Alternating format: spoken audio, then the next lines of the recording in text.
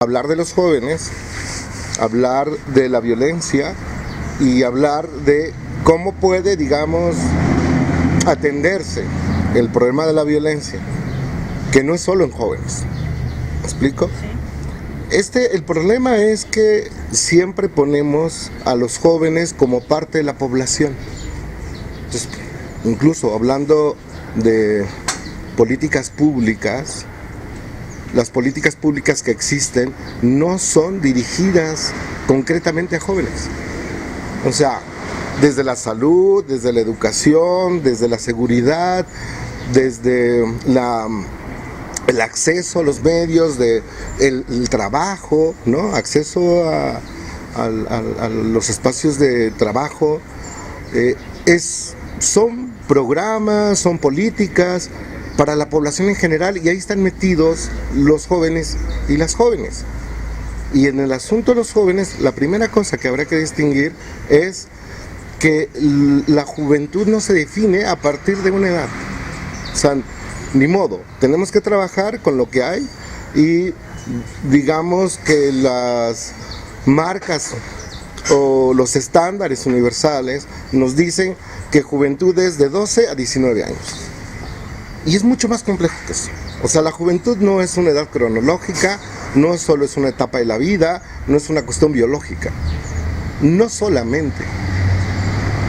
La juventud es un asunto de estilo, es un asunto de prácticas, es una cuestión de una condición de vida. ¿Me explico? Es con quién estoy, con quién comparto, qué consumo, qué veo, qué leo, qué escucho, qué música me gusta, cómo me visto, qué prácticas tengo. Y a partir de eso entonces podríamos entender más lo que significa ser joven.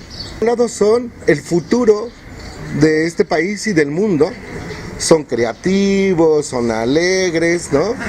Pero también por el otro lado está que son rebeldes, son inmaduros, son vagos, son criminales, son delincuentes, son drogadictos. Entonces esta doble cara que no deja realmente entender qué significa ser joven, que es mucho más complejo. Y además no hay una sola juventud. O sea, los jóvenes son así, y entonces es una categoría universal que aplica para todo mundo, para todos los espacios, para todos los países, para todos los estados.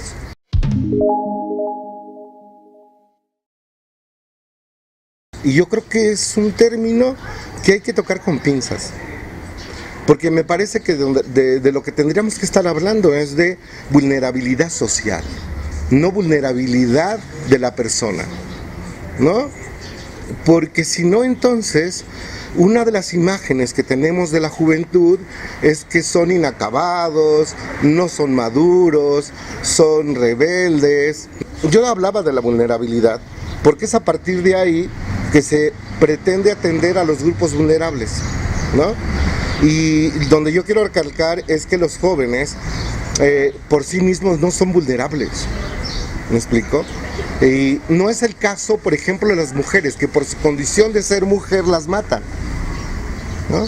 Ahora estamos hablando incluso de juvenicidios. Es un término que a mí no me acaba de convencer.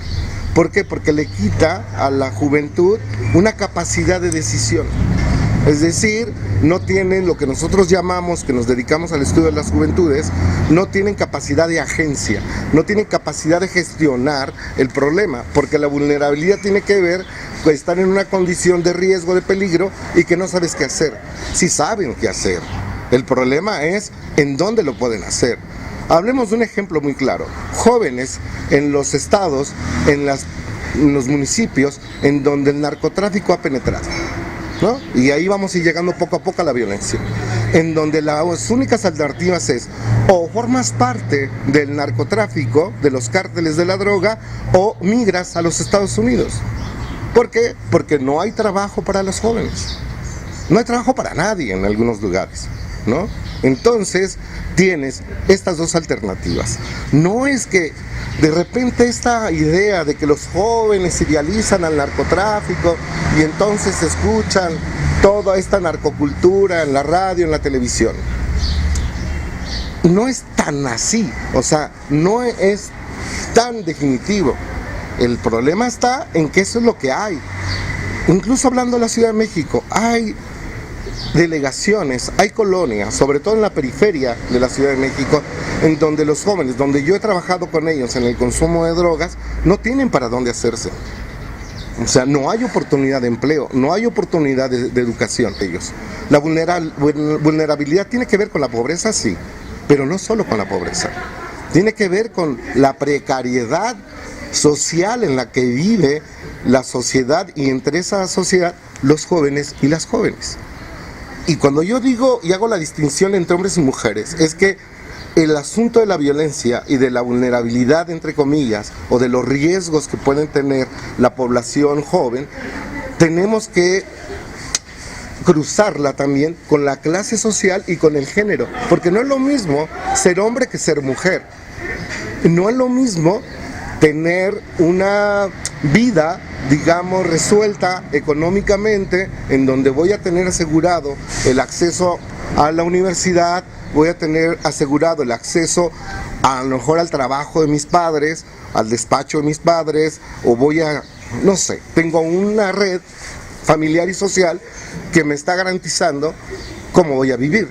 No es lo mismo a una persona que vive en una zona marginada o en un municipio marginado, que lo único que tiene es o pertenezco al narco o me voy de mojado.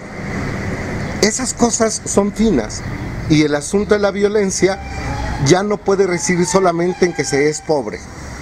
Además de eso, habría que ver cuáles son los contextos que rodean, digamos, las relaciones en los que los jóvenes están viviendo, ¿no? ¿En dónde viven estos jóvenes? No son los mismos jóvenes de Chiapas que los de la Ciudad de México, ni los de Oaxaca y los de la Ciudad de México, ¿no? Entonces, tiene que ver su historia, tiene que ver su condición social y familiar, y de ahí digamos, el riesgo, el peligro de poder estar en un clima de violencia y poderlo enfrentar va a depender de eso, ¿no?